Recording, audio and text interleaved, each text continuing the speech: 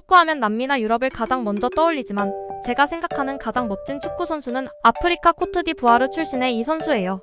2006년 월드컵 예선에서 코트디부아르는 정말 극적으로 예선을 통과하게 되는데요. 당시 코트디부아르는 심각한 내전으로 수많은 국민들이 고통받고 있었어요. 월드컵 본선 진출이 확정된 인터뷰에서 그는 무릎을 꿇으며 다음과 같이 말해요. 여러분, 우리 모두 서로를 용서하고 무기를 내려놓읍시다. 축구 영웅의 간절한 호소는 코트디부아르의 기적을 안겨줘요. 정부군과 반란군이 서로 화해하며 정말로 내전이 종식되어 버린 거죠. 그 외에도 자국의 병원을 설립하거나 수많은 자선사업에 참여하는 등 매우 존경스러운 모습들을 많이 보여요.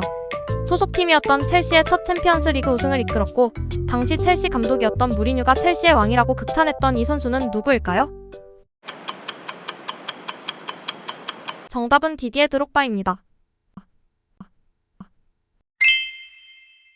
1973년 스웨덴의 크레디트 방켄이라는 은행에서 인질 사건이 벌어져요. 범인들은 3명의 여성과 1명의 남성을 인질로 잡고 친구의 석방과 300만 크로네 그리고 도주를 위한 머스탱 차량을 요구하죠. 인질극은 무려 6일이나 지속됐는데 그동안 범인들은 인질들을 매우 친절히 대해요. 힘들어하는 인질들을 위로하고 감기에 걸린 사람에겐 코트를 벗어줘요. 인질들은 경찰을 오히려 적대시하기 시작했으며 납치범들을 보호하기 시작해요. 구출 작전이 진행되는 동안 범인과 키스를 나누기까지 했죠. 이 사건 이후 피해자가 가해자에게 동조하여 가해자를 변호하는 심리 현상을 부르는 말이 생겨났죠. 하지만 이 용어를 만든 스웨덴 정신과 의사 넬스 베에로트는 사건 속 인질들을 한 번도 만난 적이 없다고 해요. 오로지 추정으로만 만들어져서 학계에서는 아직 인정되지 않은 이 심리학 용어는 무엇일까요? 정답은 스톡홀름 증후군입니다. 이 귀엽게 생긴 생물체가 무엇인지 아세요? 만화에서나 나올 것 같은 이 동물은 멕시코가 고향이며 어렸을 때의 모습 그대로 성장하는 유형 성숙을 하는 대표적인 동물이에요. 성장하면 이렇게 못생겨진다고 아는 분들도 계세요. 사실 제가 그랬어요.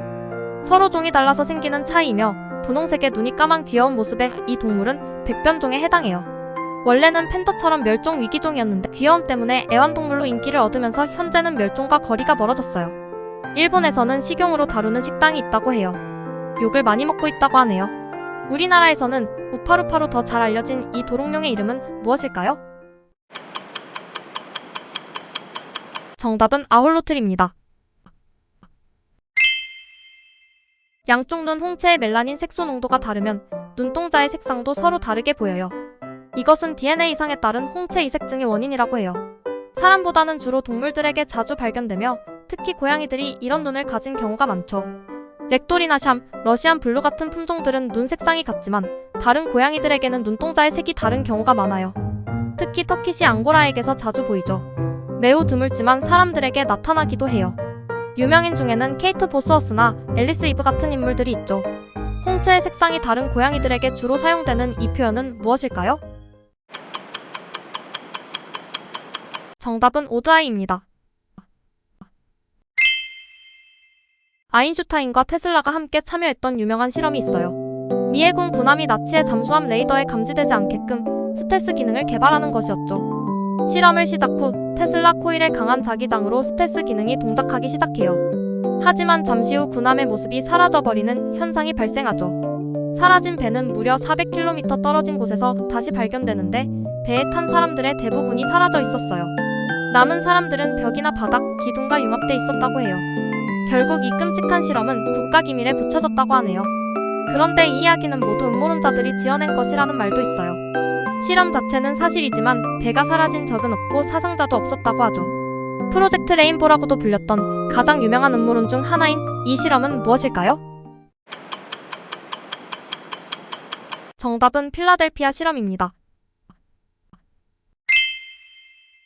매우 독특하고 신선하며 재밌는 영화 한 편 소개해드릴게요. 2010년 개봉한 저예산 영화로 러닝타임 95분 동안 단 한 명의 배우만 등장해요. 네, 주연 배우 딱 한 명이요. 또 다른 배우 한 명이 휴대폰 속 영상으로 잠깐 등장하기는 해요. 주연 배우가 연기하는 공간도 단 한 군데예요. 영화의 시작부터 끝까지 관 속에 갇힌 상태로 이야기가 전개되죠. 한 명의 배우 하나의 장소밖에 나오지 않지만 영화가 끝날 때까지 긴장감을 멈출 수 없는 매우 매력적인 스릴러 영화예요. 이동진 평론가님을 비롯하여 수많은 평론가들로부터 좋은 평가를 받았어요. 주인공 라이언 레이놀즈가 촬영 중 7번이나 실신한 것으로 알려진 이 영화 제목은 무엇일까요? 정답은 베리드입니다. 재미있는 시간 되셨다면 구독과 좋아요 부탁드려요. 다음엔 더 재밌는 퀴즈들로 돌아올게요. 그럼 저는 이만 빠잉.